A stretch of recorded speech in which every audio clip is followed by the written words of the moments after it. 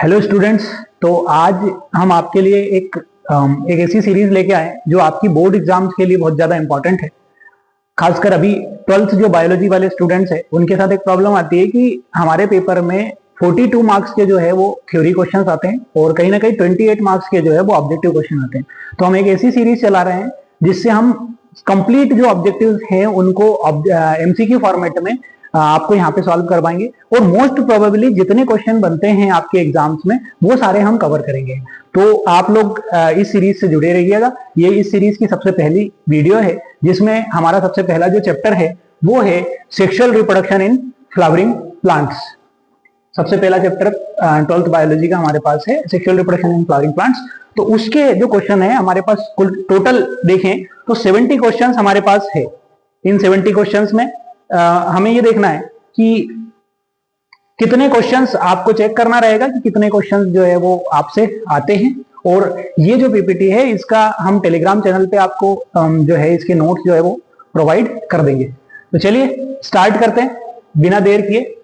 सबसे पहला देखते हैं, सबसे फर्स्ट क्वेश्चन हमारे पास है जिस क्वेश्चन में कि the fusion of male gamete with secondary nucleus of embryo sac, मतलब एम्ब्रियो सेक के सेकेंडरी न्यूक्लियस से मेल गैमेट का फिजन जो है क्या कहलाता है। ऑप्शन हमारे पास है double fertilization, triple fusion, primary fusion या सिनगेमी। तो यहाँ पे आंसर क्या आना चाहिए, यहाँ पे आंसर आना चाहिए ट्रिपल फिजन। अब ट्रिपल फिजन कैसे आएगा इसको देखना है हमें।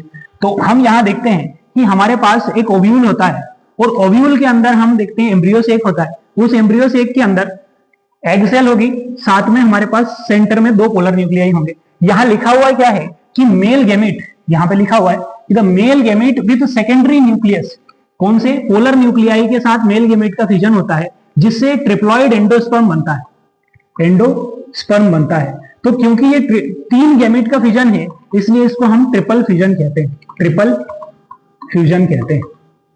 तो ये हमारा आंसर क्या आ जाएगा, आंसर आ जाएगा हमारा ट्रिपल फ्यूजन। इसके बाद नेक्स्ट क्वेश्चन पे आते हैं। क्योंकि 70 क्वेश्चन है तो हमें थोड़ा सा क्विकली चलना होगा। नेक्स्ट क्वेश्चन देखेंगे,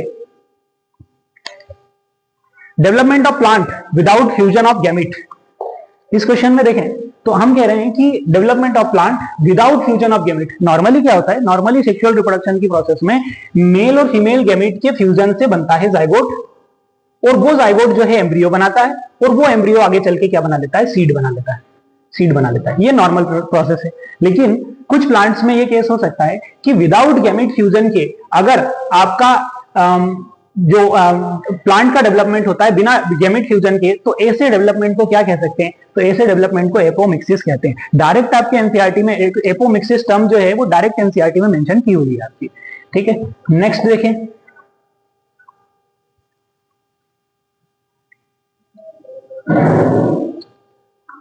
अगर हम नेक्स्ट क्वेश्चन पे आते हैं तो यहां पे हमारे पास है एंडोस्पर्म कैसा होता है। अभी लास्ट क्वेश्चन में हमने ये चीज देखी कि जो एंडोस्पर्म था वहां वो बन कैसे रहा था। तो हम फिर से एक बात देखते हैं कि ये हमारे पास ओव्यूल होता है, ओव्यूल, ओव्यूल के अंदर है एम्ब्रियो सेक, एम्ब्रियो सेक में दो पोलर न्यूक्लियाई होते हैं बीच में, और यहां पर होता है हमारे एग अपैरेटस जिसमें से एक जो है वो सेल एग बनाती है।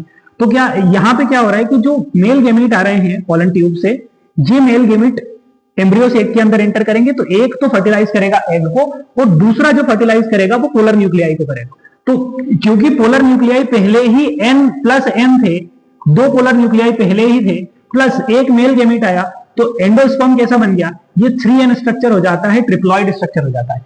ये आगे चल के एंडोस्पर्म बनाता है, ये ट्रिप्लॉइड स्ट्रक्चर जिसको हम क्या कहते हैं, प्राइमरी एंडोस्पर्म न्यूक्लियस कहते हैं।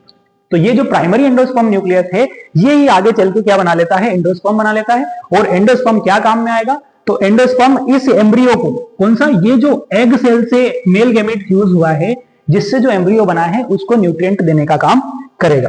तो सारे कॉन्सेप्ट हमारे इससे क्लियर हो जाएंगे ऑलमोस्ट। अगर हम देखें तो अगर आप इस वीडियो से अगर आप कंप्लीट वीडियो को देख लेते हैं तो आपके थ्योरी के कॉन्सेप्ट भी सारे जो है क्लियर हो जाएंगे। तो यहां पे आंसर क्या आना चाहिए, आंसर आएगा सी आंसर, ट्रिप्लॉइड एंडोस्पर्म होता है। ठीक है, ये क्वेश्चन मोस्ट कॉमन पूछा जाता है आपसे, तो इसको थोड़ा सा हमें ध्यान में रखना होगा।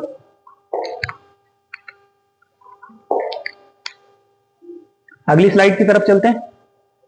क्या कह रहे हैं, नेक्स्ट स्लाइड है, the condition of non functioning foetus is called. यहां ये कह रहे हैं कि जो आपका एम्ब्रियो है, एम्ब्रियो सीड के अंदर स्टोर रहता है, और वो जो एम्ब्रियो है वो कब तक नॉन फंक्शनिंग है, जब तक उसको सुटेबल कंडीशन नहीं मिलती। सुटेबल कंडीशन इट मींस कि उसको चाहिए क्या, मॉइस्चर, और उसको चाहिए सुटेबल टेम्परेचर। तो जैसे ही उसको मिलता है, जैसे हम किसी सीड को मिट्टी के अंदर जब डाल देते हैं तो उसको मॉइस्चर मिलता है, वहां पे उसको टेम्परेचर मिलता है और वो ग्रो कर जाता है। तो हम यहाँ पे यही चीज कह रहे हैं कि ये तब कब तक ग्रो नहीं करेगा सीड, जब तक कि वो अपने डॉर्मेंसी पीरियड में है। तो हमने कहा ना कि फीटस जो है नॉन फंक्शनिंग है, नॉन फंक्शनिंग फीटस की जो कंडीशन है उसको क्या कह सकते हैं, डॉर्मेंसी कह सकते हैं। डॉर्मेंसी इट मींस कि ये लंबे समय तक जो है अपने एम्ब्रियो को अपनी एक inactive, dormancy is inactive stage, inactive stage में वो उसको बना के रखेगा, और जैसे ही फेवरेबल कंडीशन मिलती है वो क्या करेगा, वो ग्रो कर लेगा। नेक्स्ट टॉपिक पे आ जाते हैं। नेक्स्ट टॉपिक है कि एंडोस्पर्म क्या करता है। अभी लास्ट क्वेश्चन में मैंने बताया कि एंडोस्पर्म का काम क्या है भाई, support only, protection only, nutrition या ऑक्सीजन सप्लाई। तो क्या आंसर आना चाहिए भाई, हमने कहा कि एंडोस्पर्म क्या करता है, एम्ब्रियो को न्यूट्रिशन प्रोवाइड करता है। तो आंसर क्या जाएगा, सी आंसर आ जाएगा। ठीक, आंसर हो गया हमारा सी आंसर। नेक्स्ट देखें, next question, double fertilization result. Double fertilization का क्या रिजल्ट है, डबल फर्टिलाइजेशन का क्या रिजल्ट है, यहां पे क्या होना चाहिए, zygote and endosperm, two zygote, two endosperm, embryo and cotyledon. तो क्या आंसर आना चाहिए, जाइगोट एंड एंडोस्पर्म, क्योंकि फर्स्ट फर्टिलाइजेशन जो होगा वो एग से होगा, तो वो क्या बनाएगा, वो जाइगोट बनाएगा। वहीं सेकंड फर्टिलाइजेशन किससे होगा, पोलर न्यूक्लियाई से होगा, वो क्या बनाता है, एंडोस्पर्म बनाता है। तो answer is A, answer is correct. Next देखें, exine of pollen grain is thick due to, pollen grain की जो एक्साइन होती है वो थिक होती है। अब बात करते हैं पॉलन ग्रेन की एक्साइन का क्या मतलब होता है। नॉर्मली अगर हम देखें तो एक पॉलन ग्रेन का एक रफ डायग्राम अगर हम बनाते हैं, तो ये हमारे पास पॉलन ग्रेन होता है, जिसके अंदर ये आउटर लेयर जो मैंने रेड कलर से ड्रॉ की है, इसको हम कहेंगे एक्साइन, और ये जो इनर लेयर है इसको कहते हैं हम इंटाइन, इंटाइन कहते हैं। एक्साइन क्योंकि ये थिक है, ये इस तरीके से हम देख सकते हैं कि एक्साइन क्या होती है, मोटी होती है।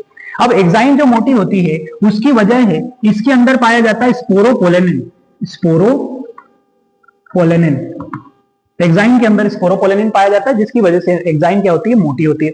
अच्छा, एक चीज और है कि जो हमारा पॉलन ग्रेन होता है, पॉलन ग्रेन में एक जगह ऐसी होगी जहां पर क्या होगा, जहां पर ये एक्साइन जो होगी वो थिन होगी, बहुत पतली, या एक्साइन एब्सेंस होगी। तो वहां पर क्या है, वहां एक्साइन में स्पोरोपोलेनिन एब्सेंट होता है। स्पोरोपोलेनिन क्या करता है, तो पॉलन ग्रेन को प्रोटेक्ट करता है जो अनफेवरेबल कंडीशन होती है, क्योंकि पॉलन ग्रेन हमेशा ये नहीं हो सकता कि फेवरेबल कंडीशन में हो। तो कभी भी अगर पॉलन ग्रेन को किसी भी अनफेवरेबल कंडीशन को फेस करना होता है, जैसे हाई टेम्परेचर हो गया, वाटर की जो कमी है, अगर पानी की उसके पास कमी रहती है, तो ऐसे केस में जो है वो स्पोरोपोलेनिन जो है पॉलन ग्रेन को क्या करता है, प्रोटेक्ट करने का काम करता है। तो स्पोरोपोलेनिन पाया जा रहा है किसके अंदर, हमारे पॉलन ग्रेन के अंदर। और कहां नहीं पाया जाएगा, हमने देखा कि स्पोरोपोलेनिन नहीं पाया जाएगा जर्म पोर के पास। पॉलन ग्रेन में जहां जर्म पोर होता है, जर्म पोर वो जहां से पॉलन ट्यूब निकलती है। ठीक, नेक्स्ट देखेंगे, नेक्स्ट क्वेश्चन की बात करें तो स्पोरोपोलेनिन की लोकेशन यहां लिया है, sporopollenin absent on the pollen grain, कहां नहीं होना चाहिए, कहां नहीं होगा। ये अभी लास्ट क्वेश्चन में देखा कि स्पोरोपोलेनिन कहां नहीं होगा, एक्साइन में नहीं होगा, इंटाइन में नहीं होगा, एक्साइन में तो है, इंटाइन में है नहीं, कॉल्पस होगा नहीं। यहां क्या आना चाहिए भाई, जर्मपोर आना चाहिए। जर्मपोर वो हिस्सा जहां से पॉलन ट्यूब जर्मिनेट होगी, और पॉलन ट्यूब अगर जर्मिनेट हो रही है तो वहां पर स्पोरोपोलेनिन नहीं पाया जाएगा। ठीक है, नेक्स्ट क्वेश्चन देखेंगे। नेक्स्ट क्वेश्चन देखेंगे कि जो पॉलन ट्यूब होती है वो कहां से ओरिजिनेट होती है।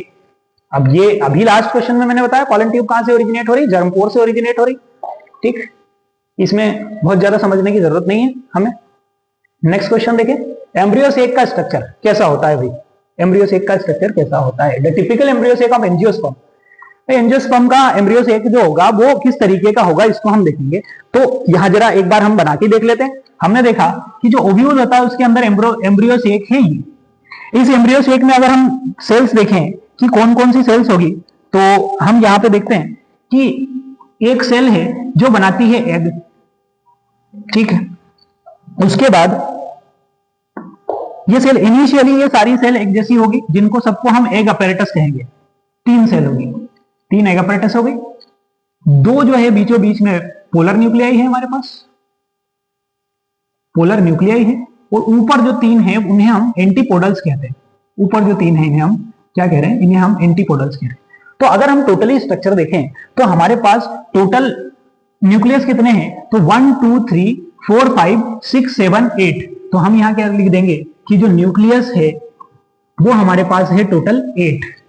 वहीं अगर हम सेल्स की बात करें तो क्योंकि यहां होता क्या है कि यहां एग अपरेटस की सारी सेल तीनों अपने चारों तरफ साइटोप्लाज्म को कलेक्ट करके इंडिविजुअल एक एक सेल बन जाती है। दूसरा अगर हम देखें तो एंटीपोडल्स भी एक एक सेल बन जाती है, लेकिन जो पोलर न्यूक्लियाई होते हैं वो दोनों पोलर न्यूक्लिया